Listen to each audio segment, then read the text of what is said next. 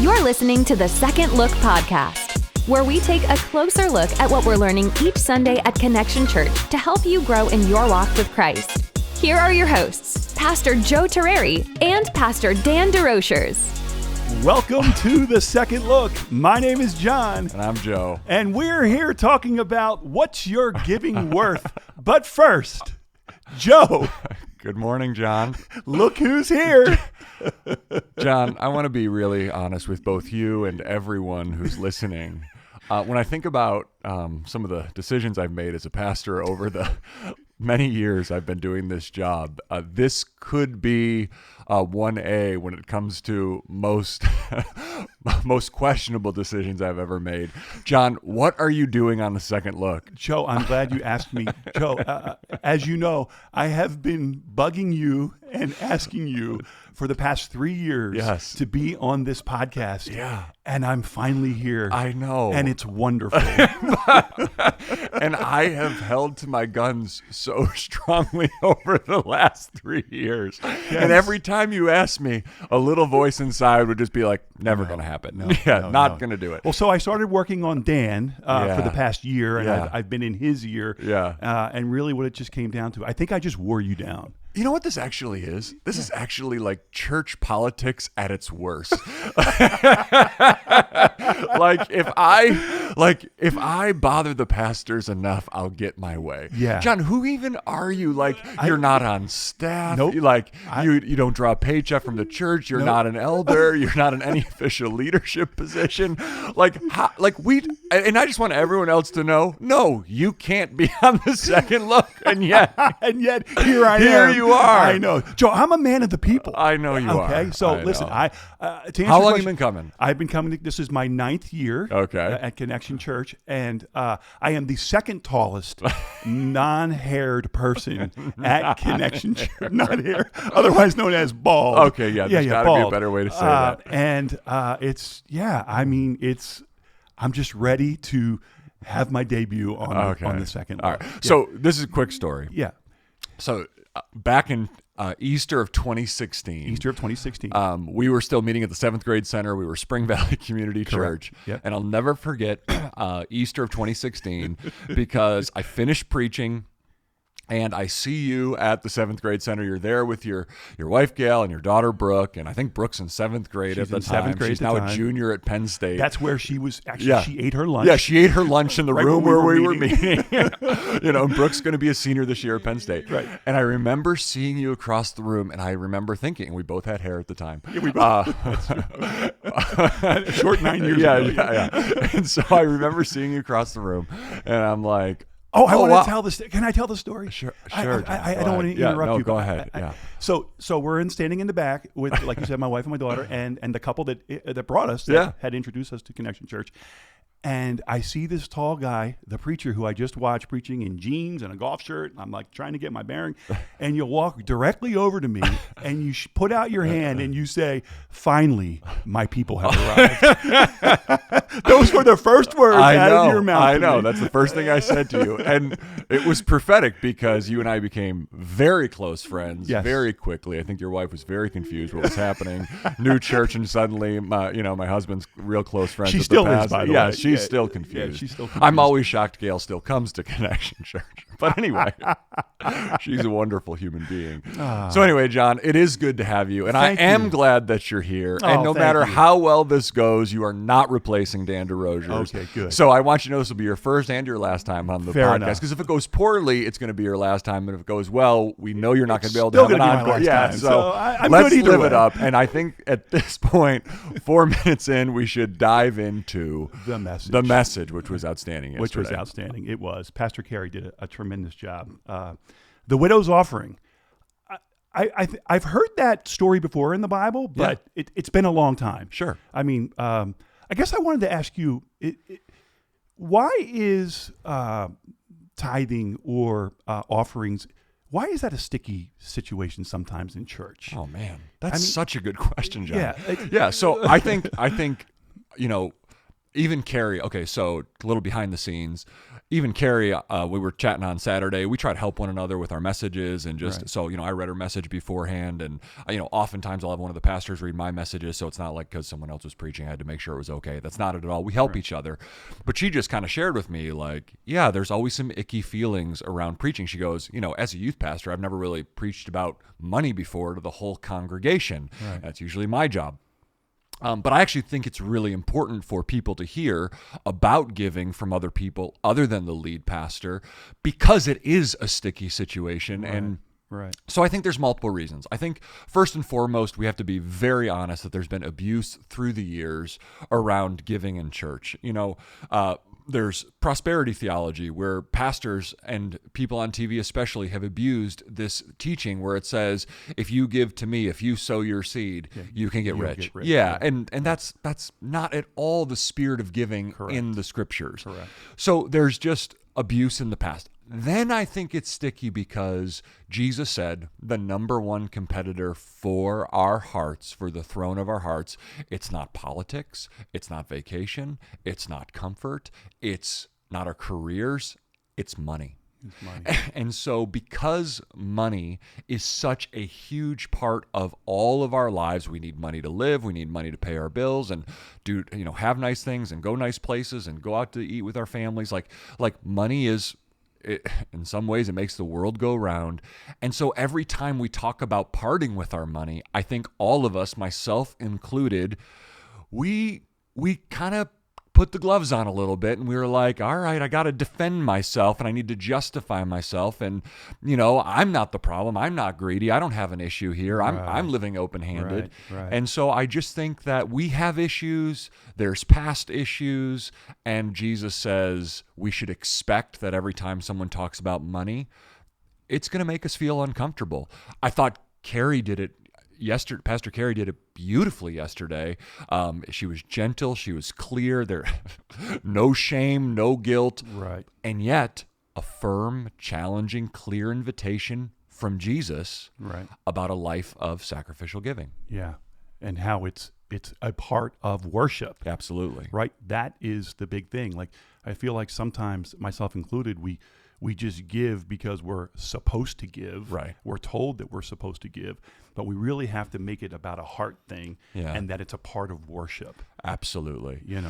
Yeah, and I loved how I thought one of the coolest things Carrie brought out of the text yesterday is that everyone was bringing their offering and normalizing that when we worship, giving is a part of it. Yeah. Like giving is a part of worshiping our God. It's not just like, man, I really love when we sing goodness of God. We even at Connection Church, there's certain songs that we sing where when I'm in the room, I'm just like, oh, I know people love this song because everyone starts singing. Right. And then there's some songs where, a few people are singing because maybe it's a harder song to sing, but there's songs like Goodness of God, and it's like, oh yeah, people love to worship. And listen, I love to worship too, but we have to take worship out of just the singing category.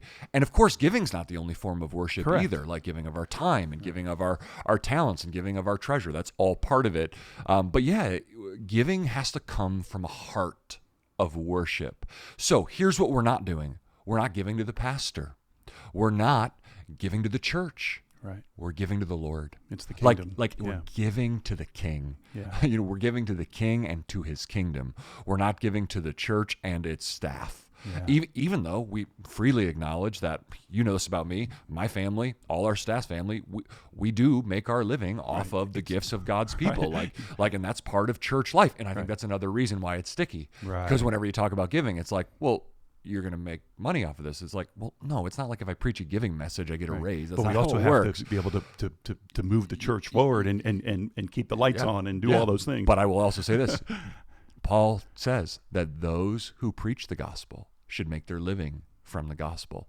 So it is a biblical thing that churches support their pastors. Is this sticky? Yes. But is this the biblical pattern? Yes. Yeah. No, that's good. Yeah. So, the widow's offering. Yes. Mark 12, verses 41 through 44. Let's talk about, so she was, didn't have any money, obviously. destitute, literally. But she gave all that she had. Wow. Yeah. So that's really just an unbelievable thing. Could you imagine giving all you have? All you have. I'm serious. Like, just, and listen, I'm not saying this about you personally. I'm just like, us. Yeah, general, like I don't have a lot of money, but I have some savings. I have a retirement account. It's like just cashing everything in, logging on to Subsplash or wherever you want to give it, Compassion Internet, like just wherever, empty your savings and account. just giving it all. And I'm like, man, I'd have to hear clearly from the Lord to do that. Yeah, I mean, that just takes a lot of faith, Yes, right? yes. And I don't think that's the point of the story. No. But I do think there's something about when you don't feel like you have a lot to lose, I think your hands are more open. I totally agree with that. Yeah. Because I do think as we get older, and I want to, full disclosure, I heard Francis Chan talking about this. I listened to a great message by him. I shared it with you. I listened to it as well. Yeah, it's called Faith Over Fear. I want to recommend it to everyone. Another great message about giving. It's on the Crazy Love podcast. But he just said something that I've just kind of like, I knew this, but to hear someone else say it, I'm like, oh, that's what it is. The further along we get in life, I do feel like, especially when we near retirement or I'm in middle age right now, I have a family of 6. Like, I do think we get to this point where it's like, we feel like we have more to lose. Yeah. Because I would see, even in my own heart, I think it was easier for Cheryl and I to give when we were younger and had very little. And I'm not saying it's not easy for us. I'm not saying like we don't give now. That's not what I'm saying. Right. But the conversations are different. Well, I feel like it might be because, you were just a single couple then. Right. Then, right. You didn't have kids. You didn't have a family. You didn't Right. have more, so you didn't have as much to lose, right. so to speak, as I guess as we get older, we feel like maybe we have more to lose. So there's that fear factor in there. And I think when we bring it back, exactly, John. Yeah. And I think when we bring it back to the widow, I do think that we have to be, and I think this is what Pastor Carey brought out, and because it's what Jesus is bringing out, I do think there should never be a time in our Christian walk where our giving is not sacrificial. Yeah. Because I think it is easy, like we saw the rich doing, giving out of their surplus, but the woman gave out of her poverty. Yeah. And listen, I love that Carrie said, Jesus is not calling all of us to be poor. There's no, we can't do what we do as a church if all of us are poor. Correct. That's not the goal. But I do think that it gets harder to give sacrificially because the amounts need to grow, because as we earn more, and I know this is not everybody, but it is a lot of us, as we earn more, the level of giving we need to go to for it to hurt, for us to be saying, and this is what I think at the core, this is what sacrificial giving is.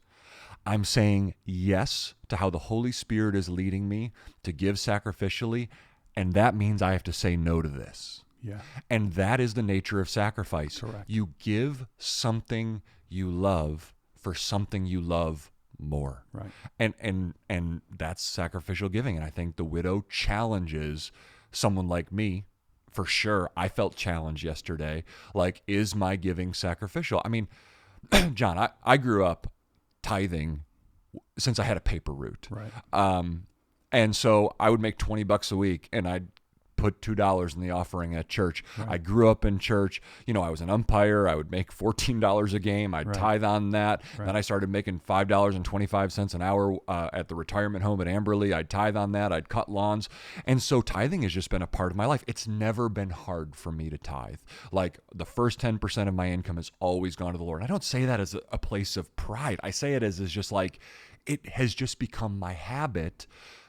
Because this is how I was raised, and so it's just instilled in you early on. And this is what I do, and Cheryl and I have done it. We've always been on the same page. And listen, we've only ever seen God provide for us and come through for us in just awesome ways. However, I do think that it is challenging to continue to push yourself sacrificially beyond the tithe, and then I wanted to ask you this, John. You came to Christ, or maybe put a different way, you got real serious about Jesus later on in life. Like, I know you grew up in a home, there was some sort of faith background, but when we met, you were totally disconnected. We were Creasters. You were Creasters. And so, you're 46 at the time, and I think it would be awesome for people to hear, like, what's it like learning to give at that midlife point Yeah. when I'm sure you heard your first giving talk and you're like, huh? Like, yeah, just talk about that a little bit. Yeah. So that's a great question. So I think, when we first started learning to follow Jesus, Yes. Tithing is a part of that, right? So to give 10% of your income, like you said, as a professional, as a grown up, as a not doing this my whole life, right? It's like, wait a minute, I know, where's that going to come from? Yeah, right? That's a good question. But as we started to do it, it's like, and now we're 9 years in. Where did that money come from? Right? Yeah. I don't miss it. Yeah. Right. It was there. Yeah. It's like, so I guess you have to direct, I've heard you say this a lot. Our treasures are in heaven. They're not here on earth. Yeah. So where your heart is where your treasure is. Right. It's where your money, Yeah. So I think it can become habitual. Yep. When you start to tithe. Yep. Monthly, Subsplash. Gail, my family, we give once a month through Subsplash. Yeah. But that brings me to another question I wanted to ask you, and that is, in doing so, giving on a monthly basis through Subsplash, it's supposed to hurt a little bit, right? Mm-hmm. When we give, if that's just happening behind the scenes and we're just giving, and sometimes it's like, I think Carrie even mentioned it's like paying the Pico bill. How do we think about that? Yeah, that's good. Do you know what I mean? Like that we're actually sacrificing, that we're actually giving, that we're actually contributing. Or, if we get blessed along the way throughout the year in some part, do we remember to tithe on that? Yeah. That's that's good. I think it is actually a really healthy habit to automate your giving. Right. Because you're making a decision to give first, not kind of like getting to the end of the month and then just saying like, okay, how much do I have left to give? I've heard some people describe this like, oh, we give God a tip at the end of the month. Like, No. And that's not actually the heart of Christian giving. Yeah. If you read Proverbs, if you read the Old Testament and then into the New Testament, there is, even Paul says in 1 Corinthians 16 that everyone should set aside something at the beginning of the week to give. So my point is that automating your giving is really good, because I think it creates habit, and I think that's how giving should be. It should be our habit. It should be our practice. But I think the nature of your question is how do we make sure, and what Carrie brought out is, how do we make sure our hearts don't get disconnected from that? Yes. And so here's what I think. I think every day, or when you get paid, I think you should just take a moment with the Lord and just acknowledge, like, however you get paid, if you get paid a bonuses or a monthly paycheck or commissions, however it works for, everyone gets paid differently. Like at the church, we get paid on the first of the month. We get one paycheck a month. But I do think it's important just to have, because my giving's automated too, just to have time and just say, Lord, thank you so much. Yeah, that's really good. And for us, and listen, I'm not saying, this is not like you have to do this, because this is not like in the Bible. So this is just how I do it. We have a written budget, and our giving is the first lines of our budget, like where we give. And it's important for me to see, like, okay, like this is the top line of our budget. This is before we pay our mortgage. We pay, we give to the Lord. And so I do think like reviewing those things regularly actually helps you to see, like, okay, like this is a sacrifice or it's not. Mm-hmm. This is where I'm choosing to give unto the Lord. And okay, does there need to be increase here? Or, when I get a bonus, or when I get when I get some unexpected money, how can I bless someone with it? And of course, we're not saying that everything you get, you need to give away. However, I do think sometimes when we get, quote, extra money, I don't think that's all. Now, if you're in a real tough place financially, that's God's provision in your life. That's a different situation. But I do think when we get extra money, I think it's a great question to ask, like, who can we bless? Who can we bless? Yeah, who can we bless? But I also think, because of the widow's mite, it shouldn't only be when we have extra money. Yeah. It should be, hey, God, I don't actually have a lot of extra. He owns it all. He owns it all, and this is how I want to give. So, but I think it's important to just make sure that our giving is not like the God tax. Like, I checked the box, I did it, Lord, and here's the attitude we all need to guard against. I gave my 10%, so to speak. And again, yesterday's message was not about tithing, but like, I gave my 10%, the rest is mine, stay off my back, God. And I love what Carrie said. the true nature of New Testament giving is being open to the Holy Spirit, to be able to say yes to the Lord when he prompts you to give, no matter the season is. So let's just be honest about some things about where we're at Connection Church right now, okay? So here's what we've asked people to do so far this year. We asked people to tithe. We have our gospel partners that we support. We're in the middle of our make room campaign. We're talking about giving backpacks away to kids in Pottstown, and Christmas is coming, and we're going to do our Bless Pottstown offering. We're going to try to raise $75,000 again to help people. And so here's how I think about that as a pastor.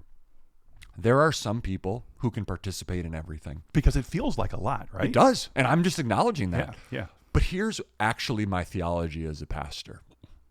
The Holy Spirit is actually who people need to be listening to, and God is going to work in different people's hearts to cover the different needs. Because the truth is, the Make Room campaign, all the needs of Connection Church, all the needs of our gospel partners, all the needs of Bless Pottstown, all the needs of the kids in Pottstown, those are his problems. Right. And the beautiful thing about following Jesus is the Lord invites us in to participate in his kingdom, and that's a privilege. And so, yes, there's sacrifice, but there also is great joy. Yeah. And I see in my own heart, giving actually releases my hands from the things of this world, and I actually get to see God work through the means he's given me, but more importantly, he works in me to free me up from materialism and instill in me contentment. And I think I'll just leave with this. And it fills you up. Yeah. Right? Yeah, and it like Jesus said, it is more blessed to give than to receive. Correct. I know this is a weird thing to say, but it's so true. It feels awesome to give when you really are trusting the Lord. If you see it as a God tax, you'll do it begrudgingly, and you're like, and he knows. He knows your heart. Right. He knows how you know, how you feel when you give. Yeah. Yeah. All right, I'll leave us with this. Yeah. Paul said these words. And I actually have these words in my bedroom at home, which is one of our friends made a painting with this scripture verse on it.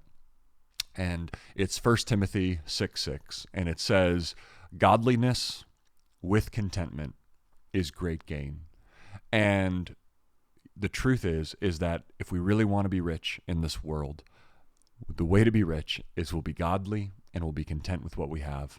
And that's the gain is great profit. Like if we really want to enjoy the profit in life, here's how we do it. We're godly and we're content with what we have. And contentment actually allows us to be generous people. Man, that's so good. John, you did awesome. Oh, thanks you, for Joe. being here. Well, you did most of the talking, so that's good. What else is new? But thank you, John. Oh, well, thanks for having awesome me here. to have you. This has been another edition of the second look. Is it edition, Dan, or what is it, Joe? We should just wrap up. Okay, wait. Dan, your job is safe. Thank you for allowing me to do this. Take care. Take care.